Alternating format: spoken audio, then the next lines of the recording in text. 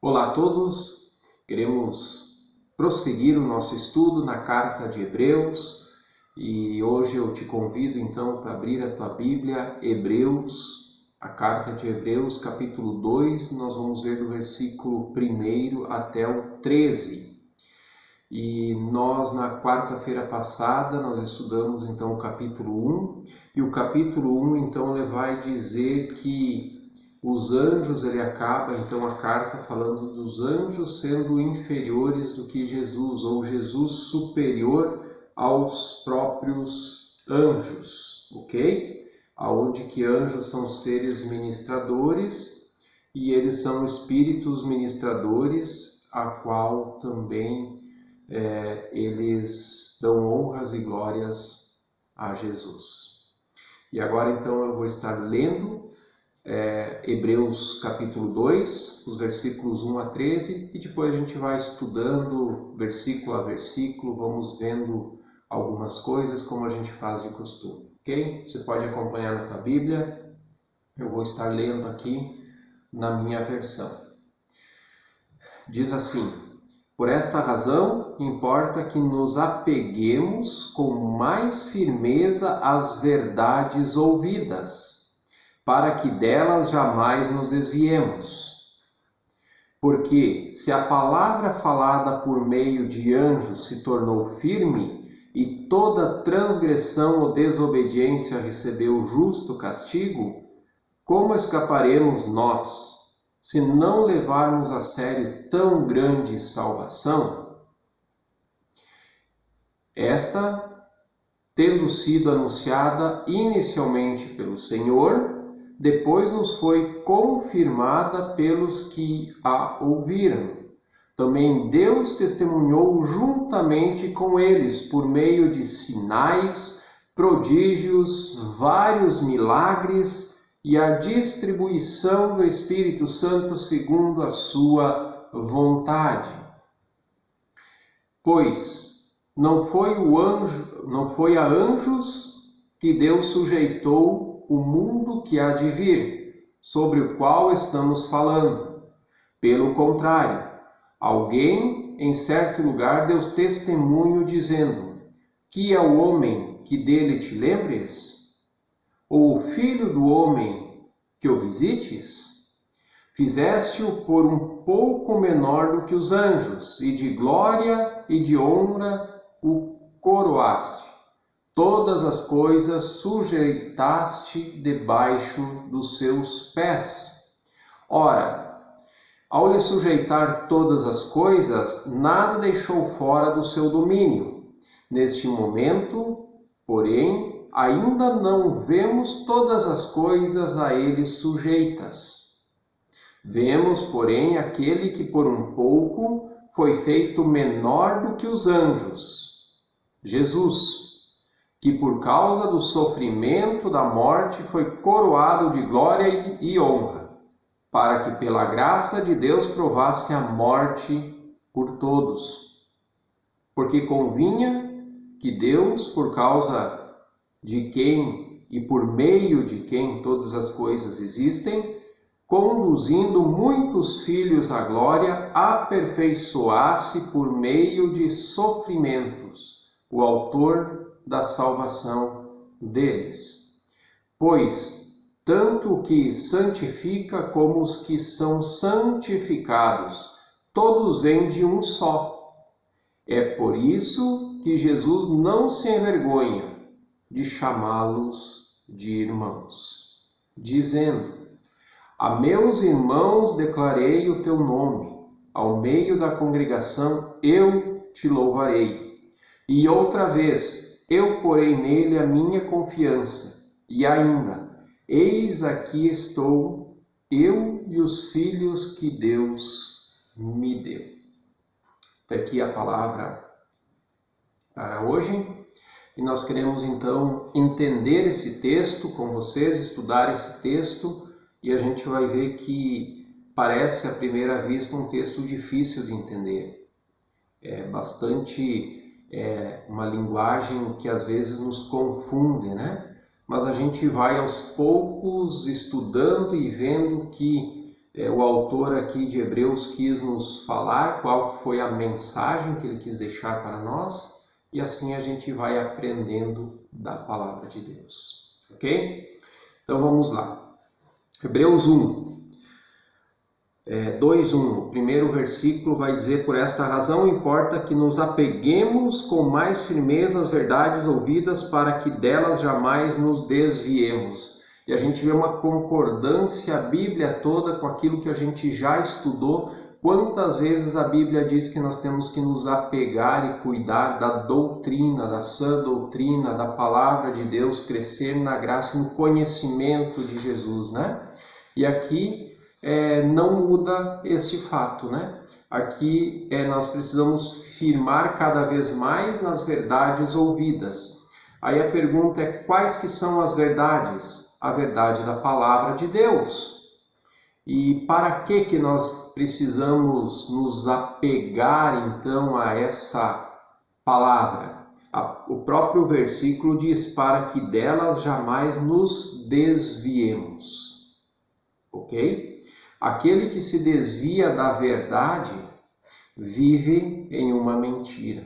Essa que é a realidade, que é o fato. A palavra de Deus é a verdade. A palavra de Deus diz: e conhecereis a verdade, e a verdade vos libertará. Qual que é a verdade? A Bíblia, né? Conhecendo a Bíblia, ela nos liberta. Liberta de quê? Da escravidão do pecado, nos liberta de vícios, nos liberta de uma vida medíocre, né? Nos liberta de uma vida longe de Deus. A palavra de Deus diz que se Cristo nos libertar, verdadeiramente seremos livres. Então quer dizer que se Cristo não me libertar, não nos libertar, nós não estamos verdadeiramente livres. Nós achamos que estamos, mas estamos na verdade nos enganando e vivendo em uma mentira. Não podemos negligenciar a palavra. Nós não podemos negligenciar a palavra de Deus, não podemos negligenciar a oração, culto, estudos da palavra de Deus. Esse é o principal problema espiritual. É com nós, é comigo e com você. É nós que negligenciamos, é nós que não firmamos, não nos firmamos na palavra de Deus.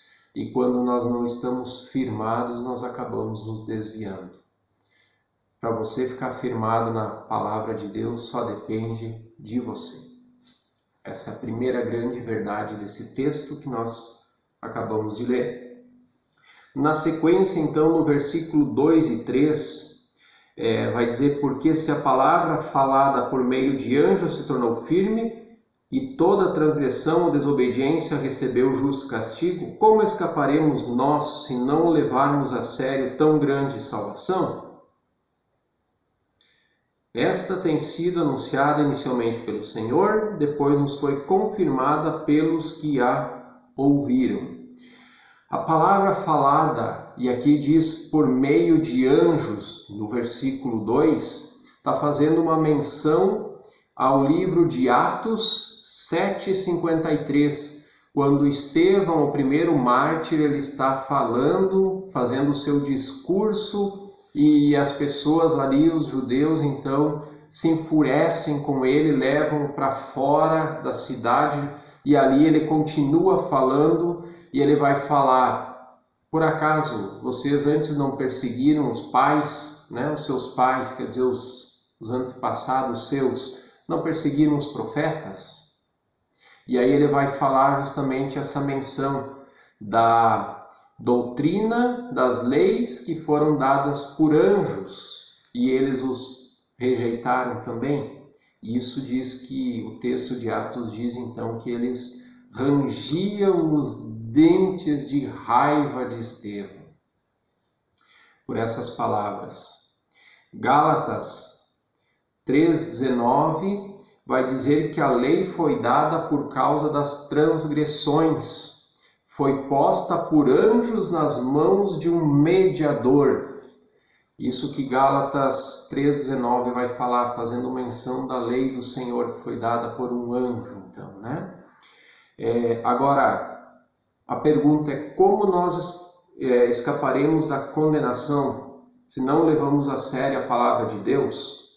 E aqui, no versículo 2 está falando que se antigamente foi dado a palavra, foi dado as leis por causa da desobediência, pela transgressão, e toda a desobediência recebeu o justo castigo, como que nós vamos escapar se nós não levamos a sério também a palavra de Deus? Mais uma vez fica o compromisso para mim e para você.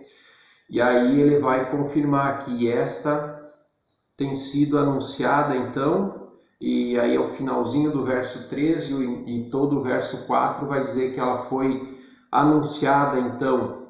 A palavra foi anunciada pelo Senhor, pelo próprio Deus, e aqui está fazendo menção também a Jesus Cristo, né? Foi anunciada pelo Senhor Jesus Cristo, confirmada então pelos que a ouviram, ou seja, os seus profetas, os testemunhas. Deus testemunhou por meio de sinais, prodígios, vários milagres e a distribuição do Espírito Santo, que a dá a cada um segundo ele quer, segundo a sua vontade. Então tem mais de uma confirmação sobre essa palavra, sobre as leis, né, que nós deveríamos seguir, sobre a palavra de Deus. E está dizendo que o Senhor, aqueles que ouviram, os sinais, prodígios, milagres e o próprio Espírito Santo, todos comprovam essa palavra, essa verdade. E nós precisamos estar firmes, né? A tônica é a firmeza da palavra, na palavra, ok? E no versículo 5 ao 8, então ele vai começar a falar um pouco diferente. O autor vai falar que não foi a anjos que Deus sujeitou o mundo. Lembre que no capítulo 1 ele comparou Jesus Cristo com os anjos, sendo Jesus superior. Agora ele começa a comparar o homem aos anjos. E aí isso fica bem claro também, né? E nós lemos então no versículo 5 que não foi a anjos que Deus sujeitou o mundo que há de vir, sobre o qual estamos falando. E no versículo 6, pelo contrário, alguém em certo lugar deu testemunho dizendo. E agora então ele começa a citar então o Salmo 8, do versículo 4 ao versículo 6.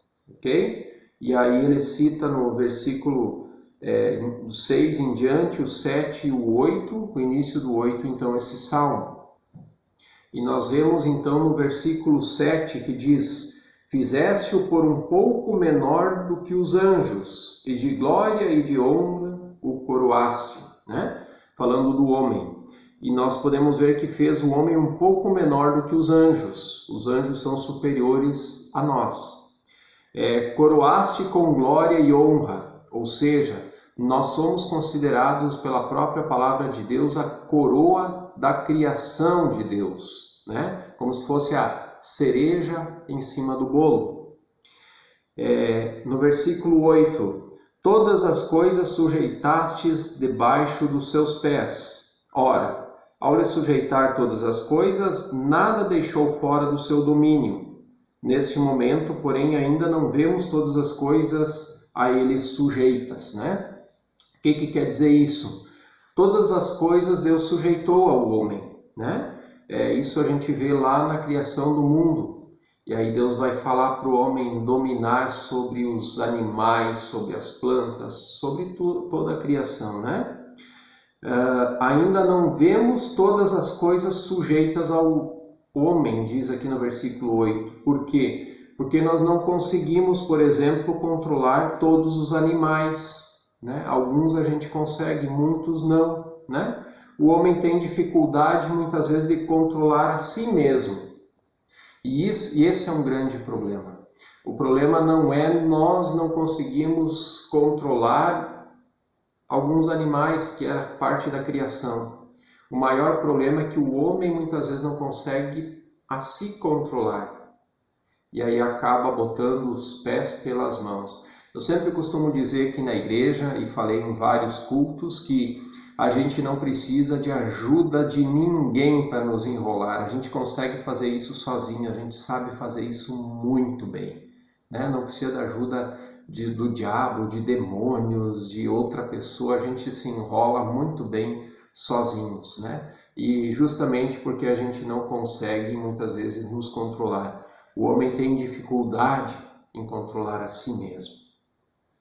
No versículo 9 e 10, então, vemos, porém, aquele que por um pouco foi feito menor do que os anjos, Jesus, que por causa do sofrimento da morte foi coroado de glória e de honra, para que pela graça de Deus provasse a morte por todos. E o 10, porque convinha que Deus, por causa de quem e por meio de quem todas as coisas existem, conduzindo muitos filhos à glória, aperfeiçoasse por meio de sofrimento o autor da salvação deles. O que está falando aqui? Aqui é o seguinte, está falando de Jesus agora, primeiro falou do homem, a coroa da criação, comparou anjos com o homem um pouco inferior do que os anjos, e agora vai falar de Jesus, que ele foi feito por um pouco tempo menor do que anjo. Por quê? Porque ele veio como homem. Se nós, como homens, somos inferiores aos anjos, então Jesus, sendo homem, vindo como homem também, ele ficou abaixo ou menor, digamos assim, dos anjos por um período de tempo. Mas, o texto continua falando, se ficasse por aí, a gente ia concluir que Jesus era superior e agora é inferior. Mas, pela morte foi coroado de glória e honra. Por que pela morte? Porque ele não ficou morto. Pela sua morte houve a ressurreição e hoje Jesus, então, tem um corpo glorificado, ele está junto à direita de Deus, sentado à direita de Deus, e a gente viu isso no capítulo 1, e agora, então, novamente superior aos anjos, né? Coroado de honra e de glória, e de fato é ele que merece toda a nossa glória, toda a nossa honra, todo o nosso louvor. Ele provou a morte por todos, ali fala. E no versículo 10 ele diz então que tudo existe por meio de Jesus, conduzindo muitos filhos à glória. Aperfeiçoou-se por meio de sofrimento. É isso que está falando no versículo 10. A salvação, ela é de graça. E aqui ele fala que conduziu muitos filhos à glória aperfeiçoada por meio de sofrimentos, o autor da salvação deles, Jesus Cristo. E nós costumamos dizer que a salvação é de graça. Mas preste atenção no que eu vou falar agora nessa frase. A salvação, ela é de graça, ela é dada pela graça de Deus, mas ela não foi de graça. Ela custou um alto preço. Custou a vida de Jesus. Alguém pagou a conta, e esse alguém é Jesus. Ele pagou a conta para que nós pudéssemos usufruir de graça. Ela é de graça dada a nós, pela graça de Deus, mas ela não foi de graça, ela custou um alto preço. Versículo 11. Pois todo o que santifica, como os que são santificados, todos vêm de um só. Falando aqui de quem? Quem santifica é Jesus e quem é santificado aqueles que creem em Jesus. E diz que todos eles vieram de um só, ou seja, de Deus. É por isso que Jesus não se envergonha de chamá-los de irmãos. Olha só, todos nós viemos de um só lugar, de Deus. Por isso Jesus não tem vergonha de nos chamar de irmãos, mesmo nós sendo inferiores. Imagina, Jesus é superior aos anjos e nós somos ainda inferior aos anjos, e ele aqui em cima ele diz que é irmão daqueles que estão aqui embaixo, né? E para ele isso não é vergonha nenhuma, porque todos vieram de Deus, ok? Verso 12, então, ele vai citar o Salmo 22, que vai dizer: a meus irmãos declarei o teu nome, no meio da congregação eu te louvarei. E no verso 13, ele vai citar então o texto de Isaías 8, 17 e 18, que vai dizer: eu porei nele a minha confiança, e ainda eis aqui estou eu e os filhos que Deus me deu. E aqui eu quero fazer uma pergunta para você. Você que está nos acompanhando. Todos são filhos de Deus? Seguido a gente ouve as pessoas falar: mas eu também sou filho de Deus, né? A pergunta que eu estou te fazendo: você crê que todos são filhos de Deus? Coloque aí nos comentários para a gente ver qual que é a tua opinião. Eu vou falar agora, mas coloca aí qual que é a tua opinião, se mudou a tua opinião ou não depois de ter ouvido a minha explanação aqui. Mas a resposta é que não são todos filhos de Deus. João 1, 9 a 12 vai falar isso. Eu quero te convidar a ler este texto. João 1, 9 a 12 vai dizer: ali estava a luz verdadeira, que alumia a todo homem que vem ao mundo. Estava no mundo, e o mundo foi feito por ele, e o mundo não o conheceu. Está falando de Jesus, tá? Veio para o que era seu, e os seus não o receberam. Jesus veio para salvar um povo judeu, e eles não o receberam, crucificaram, né? E aí vem o versículo 12, que eu quero chamar a atenção, e ele é muito claro, não precisa nem de explicação. Diz assim: mas a todos quantos o receberam quem? Jesus, ele está falando de Jesus, né? Todos os que o receberam, deu-lhes o poder de serem feitos filhos de Deus, aos que creem no seu nome. Então eu concluo que se torna filho de Deus somente aquele que recebe a Jesus. Aquele que recebe Jesus e primeiro receber Jesus e crer no seu nome.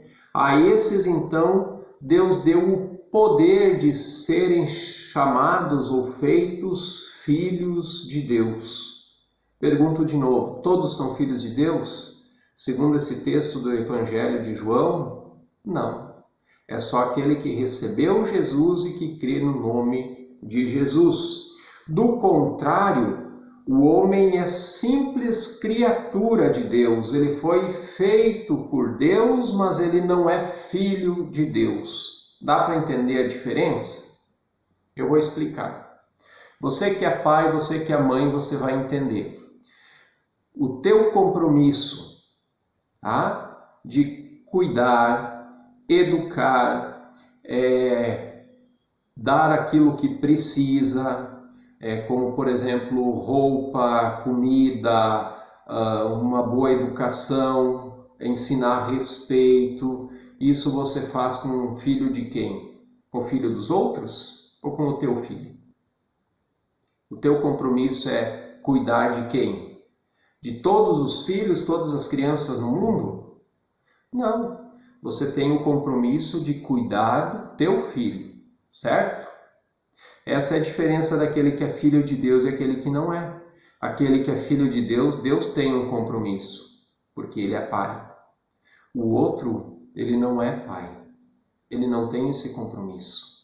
Lembra o Salmo 23, um salmo muito conhecido que diz: o Senhor é meu pastor e nada me faltará. Só isso. A diferença é quando Deus é o meu pastor. E o salmista está dizendo: o Senhor é o meu pastor, por isso nada me faltará. O contrário disso é: se o Senhor não for o meu pastor, então eu terei falta de muitas coisas. Essa que é a diferença. Pergunto agora para você: você é filho de Deus? Você já aceitou Jesus como teu único e suficiente Senhor e Salvador? Você crê no nome de Jesus? Isso faz toda a diferença para a tua vida. Não é para mim, não é para as pessoas que convivem com você, mas é para você, para a tua vida. Isso faz a diferença da tua vida com Deus, porque daí Deus vai te dar o poder de ser chamado, se tornar filho dele. E aí, você sendo filho dele, como nós vimos aqui, Jesus ele não se envergonha de dizer: você é meu irmão. Por isso que nós temos esse costume na igreja de nós nos chamarmos de irmãos e irmãs. Por quê? Porque se todos nós somos filhos do mesmo Pai, fomos feitos e com esse poder que Deus nos deu ao receber Jesus, se tornar filho de Deus, todos nós somos filhos de Deus, irmãos de Jesus e irmãos uns dos outros. E é esse o termo que os discípulos também se chamam entre eles e entre as congregações, entre as igrejas, e você vai ver se tratando de irmãos, irmãs, né? Por isso, então, esse é o nosso costume, porque juntos somos feitos filhos de Deus. A minha oração é que você seja filho de Deus, e se não for ainda, você tem tempo. Você pode fazer uma oração sincera, aceitando, recebendo Jesus no teu coração para cuidar da tua vida, entrega o teu caminho ao Senhor, confia nele e o mais Ele fará. E aí então você também se torna um filho de Deus. Que Deus te abençoe. Obrigado por nos acompanhar, obrigado por curtir, obrigado por compartilhar esse vídeo, obrigado você que já se inscreveu no canal. Se você que está assistindo não se inscreveu ainda, se inscreva, nos ajude a cada dia mais divulgar o nosso canal. E se você tiver alguma dúvida a esse tema, tudo isso que a gente tem falado, deixe nos comentários ali a tua pergunta, a tua dúvida, que nós iremos responder. Tá? Se você ficou com alguma dúvida, coloca ali nos comentários que a gente vai olhar, vai responder com muito carinho e amor no coração. Que Deus te abençoe, em nome de Jesus, e até quarta-feira que vem, quando a gente vai ver então o restante deste capítulo 2. Deus te abençoe.